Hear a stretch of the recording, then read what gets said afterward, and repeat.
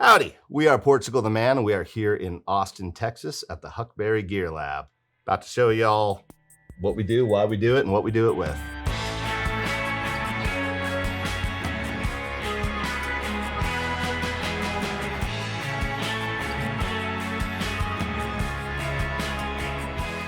I'm gonna start this off. John, what are you wearing today? That's a nice hat, boy. Where'd you get that hat? John actually called me a couple days ago. We're coming to Texas, so we need a good cowboy hat. When he called, I happened to be on a fishing trip in Glenwood Springs, Colorado, and I was right across the street from the block where Doc Holliday died, where there happens to be a cowboy hat shop.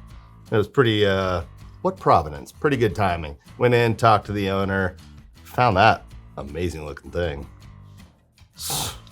Pretty good. You know me.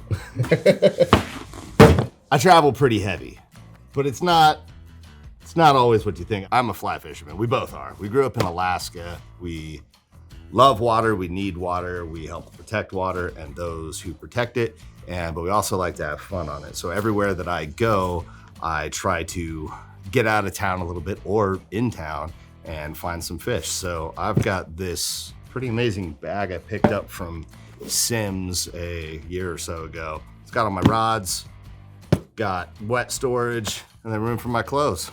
It's big and bulky and annoying, but carries everything I need. Classic Patagonia, big fans of all their products, and the entire just ethos of that company is pretty amazing. What you got in that thing? So the first thing that an Alaskan has is a nice down jacket. In Texas. In Texas. Because Alaskans are not just better at dealing with the cold, they're prepared for it. The weather changes so quick in Alaska. I mean, we shot a video, we shot Sleep Forever, and then day one. What, 80 degrees of difference, pretty much? Yeah, day one. So we started shooting this video. It's 30 above. We go out, we do the day one, cool, I'm sweating. It's so hot. Day two, 25 below. Just the next morning, wake up, right? It's 25 below.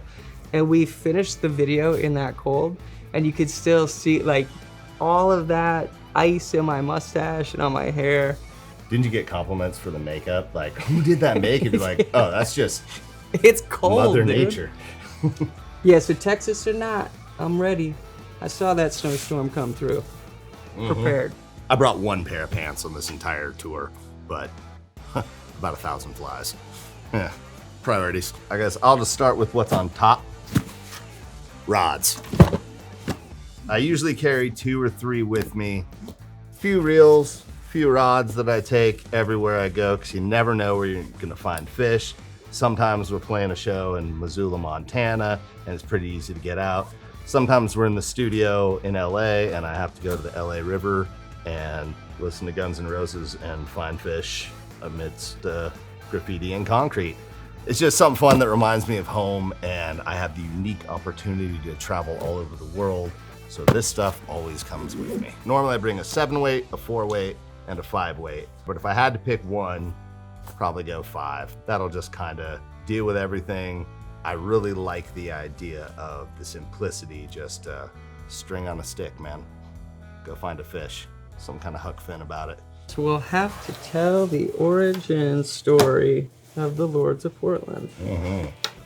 So this is our crew jacket. On the front we have where I grew up, which was mile 10.9 Kinnick Road. We didn't have a road, so you hit the mile marker.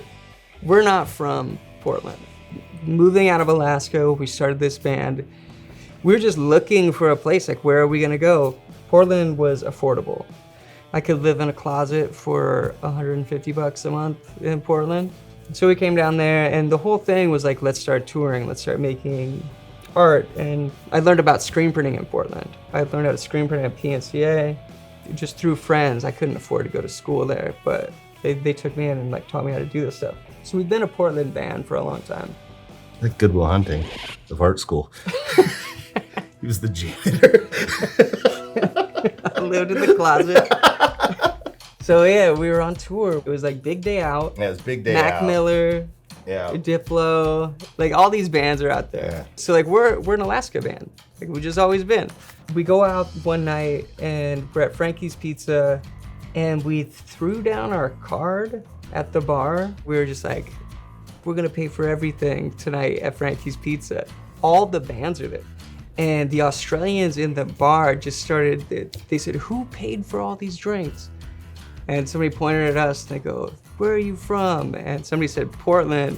And they're just like, you're the Lords of Portland. These are the Lords of Portland. And so the whole thing came from that. We thought it was so funny that a bunch of Alaskans would be called the Lords of Portland. Yeah. And you know what? I love that city. I'm always an Alaskan, but love Portland so much, love representing that city. And yeah, it takes a bunch of Alaskans to form the Lords of Portland. I never leave home without headphones, specifically my Huckberry Master and Dynamic headphones that I just got 5 minutes ago. But I'm never leaving the house without them again. I've been a big fan of this company, both these companies, for a long time. And bags and headphones, they're the things that I will just buy forever. I'm constantly looking for the white whale. I'm looking for the best bag, the best headphones. I'm not a purist and I'm not a complete audiophile, but you have to have something that matches your life and you have to have it in context for what you do. I look for not what sounds the best, what sounds the most natural. If I'm hearing a piano, I want it to sound, if I close my eyes, it sounds like there's a piano in the room playing with me. The reason we play music, the reason we listen to music is because I want to hear that the drummer or the percussionist set down the tambourine in the background during the session. You know, like that's why we listen to music. The importance of listening to it.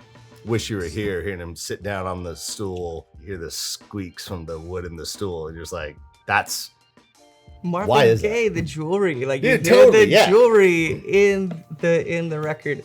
Taking time to sit down and really listen to the music, it's why we all play it. It's why we all make it. Okay, so I got a little pile of stuff right here. This kind of all rolls together. So this, let's not look at this side of it. It is where my teeth go. So I broke my jaw a few years ago. It was this crazy moment. I mean, Zach watched me go through this. I didn't think I was ever gonna sing again.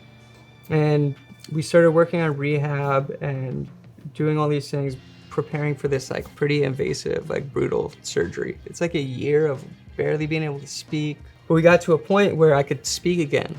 And I was like, I could kind of sing. I was like singing through my teeth. The doctor that I was going to, the surgeon, I went into his office one day and he says, hey, are you in pain right now? And I'm like, yeah, a little bit. Can you speak? Can you sing? And he asked these questions and I said, yeah, I mean, I guess I've been doing it. And he says, I think we can actually start fixing your jaw, realigning your jaw with Invisalign. It sounds so ridiculous. And every time I look at these stupid little pieces of plastic, I go, there's no way that this thing is like pulling my jaw back in place. So yeah, thank you, Invisalign. You have changed my life.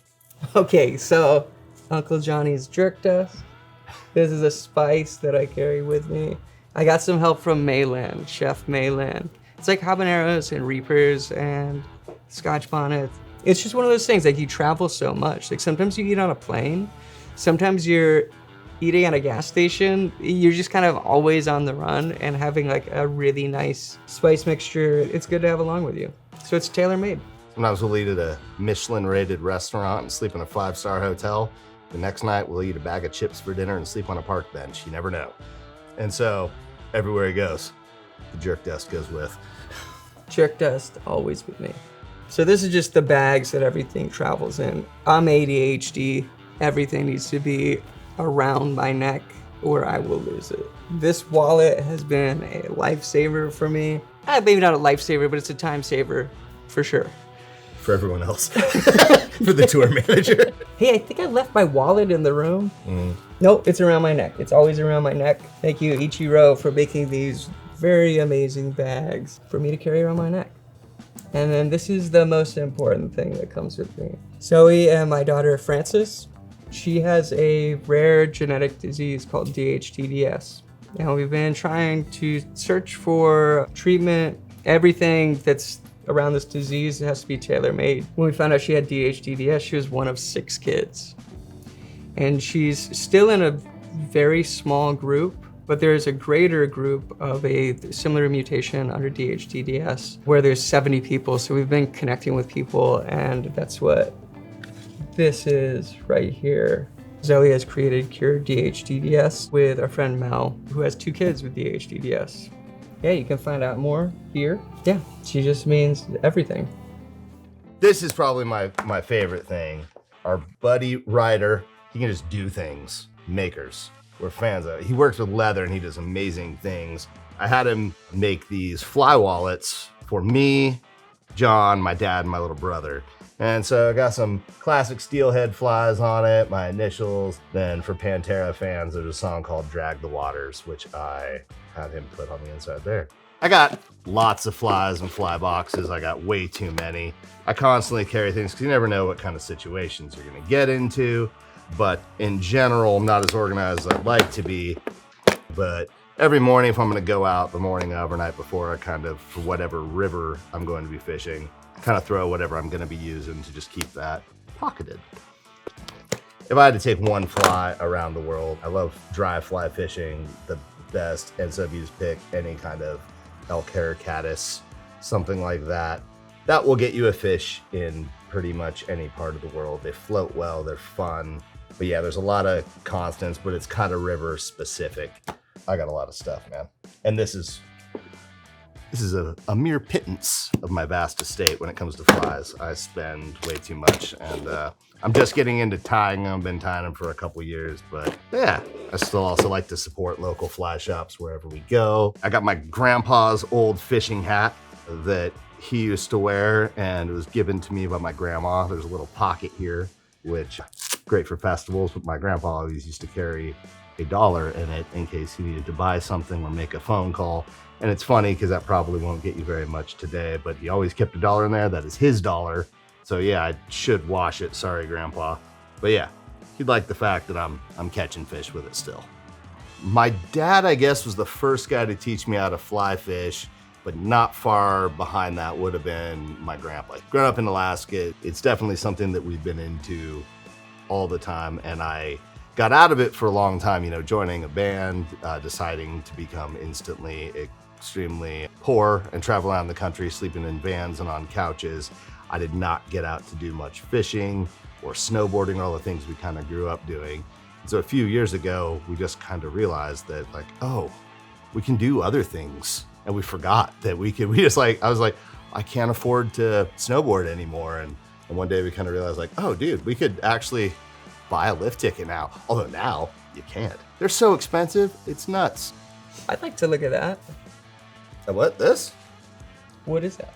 This? Oh, more bags and bags. Patagonia, I'm always looking for the perfect fishing bag. This is a sling, and so it can kind of go either way. Some vice grips, my tippet spools for depending on whatever kind of fish I need or what kind of setup I'm doing. Got a bunch of different things from little fish to great big old fish. Got just more flies in here, sunglasses, water thermometer, a lot of different tippets, leaders, fun stuff, and just lots of flies, lots of doodads. This is a fun one. Floatant, Flagra. Fishermen are fucking dorks. Gotta keep it up, man. Fix your fly dysfunction. See, I like all this stuff because I use it too. Oh yeah. He always brings multiple fly rods. He's always ready to set me up. That's a great guide. I do want to do that in the future. I would love to get better and get good enough to take people out. The main thing I love about the outdoors is it's just the closer you are to something in general, the more you care about it. And when you get really into something like fly fishing or skiing and snowboarding, you know, you care about the weather, you care about the things that impact it, you care about the things that take care of the watershed and the fish and the birds that eat those fish and just how everything is connected and how we are completely screwing that up as a species. We've learned so much specifically through indigenous knowledge, growing up where we did in Alaska, very close to the native communities. And then also with a lot of the work that we do in the PTM Foundation, we get to talk to people who've been stewards of the land forever. And on the whole, they were, you know, just very conscious of the cycles and how everything is mixed together. And we forget about that. You forget about all the things that are right here, but you forget that just nature balances itself out very, very well until you try to mess with it. In general, if you're walking down a path, there's something that'll give you a rash on the right side, and if you look right over there on the left side, there's something that cures that rash. It's just kind of how things work. It's just this balancing act, and that's a lot of what I personally do just with life and everything. You're always looking for that thing, like, I wake up, I drink a bunch of coffee, now I need to take some anti-anxiety medication to bring myself lower. Oh, that's a little too much, gotta have another cup of coffee before the show. I should just drink water. I shouldn't just let's simplify. And so getting out in nature is very important for me. It relaxes me, and it's kind of active rest. I can ponder the orb, or I can think about nothing at all. I also like to take pictures. And so I bring a lot of cameras with me on tour. This one has seen better days, and I was just looking up on eBay to see how much it is to replace all this stuff, and I can't. So I just smashed the lens and a couple things on my Leica M6. I enjoy all kinds of photography, but there's something I really love about film and the delayed gratification in it and not knowing exactly what you have. I used to have some nice digital cameras, and I would tour with them, and I would take like 300 pictures, and I would only love 3 of them. And this, you get a roll of 36, and I love 33 out of 36 of them. It's just higher ratio. Music, I guess we also play music too. And those little headphone amps. This is the Mustang Micro by Fender. It's got a bunch of fun little amp mods, EQs, effects, and stuff like that. It's Bluetooth, so you can hook things up to your phone and jam along in hotel rooms or warm up before the set. Pairs very nicely with my Master and Dynamics Huckberry headphones. I'm gonna pull out some running shoes. So these are the running shoes of the moment that I've been using. I think just growing up in Alaska, I was always big on I would go out and I would just run as far as I could on the tundra. I've just always chased that. It's good for our health on tour, getting out and seeing a city. I'm a really big trail runner, so I like going out, again, being out in nature. I think that's probably like a pretty safe theme with this band, is we like to leave the city and go out into nature, whether it's fishing or trail running or camping, whatever it is. I mean, we're just always trying to run from something. Yeah. But these are good running shoes. All right, so this is probably my last piece that I'm gonna pull out. So this is a Laura Wright Parky. If we gotta get dressed up, this is what I wear. Laura Wright had been making these Parkies forever. This is her style, and Sheila now makes them. Pretty easy to find. I'm pretty sure, yep, there's a phone number and everything on here. It's supporting communities, supporting Alaskans, supporting local businesses wherever we go. We always try to make a point of that. We're those assholes with the rider that says, get local as often as possible, like local produce. And that's not us being the Lords of Portland. That's us wanting to support your communities and leave as much money there as possible. So that's what we've always been about. I think we try to do that as much as possible. That's why we try to avoid chains. We try to support community. Damn. I wanted to hear what you do to distress this and make it look so warm.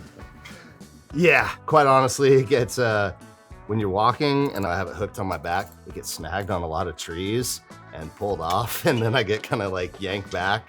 That's probably most of it now. My dad got me this net. It's an Orbis, but yeah, on a tree, probably not a giant fish, but for the sake of this, let's just say giant fish. I love to fish everywhere. Montana is very special. I grew up watching the river runs through it and stuff like that, and so fishing the big Blackfoot is pretty amazing.